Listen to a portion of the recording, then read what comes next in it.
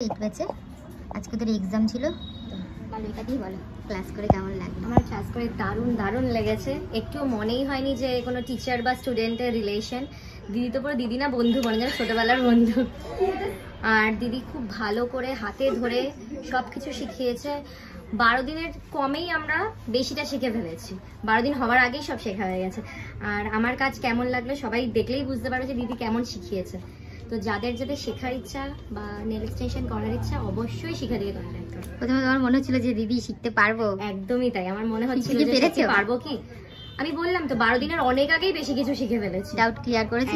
একদম সব ক্লিয়ার করেছো। আর যখন যা জিজ্ঞাসা করি সবটাই দিদি একটুখানি দেরি হলেও কিন্তু সব রিপ্লাই করে দেয়। Thank you. আরো ভালো কাজ করো। কাজ করেছো? হ্যাঁ, কাজ 4টে করেছি।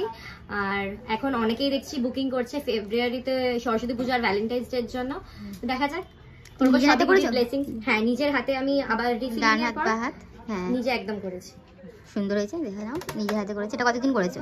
এইটা আমার 20 দিন হতে আসছে। আচ্ছা, বেস্ট অফ লাক। আরো ভালো কাজ করো। টাটা।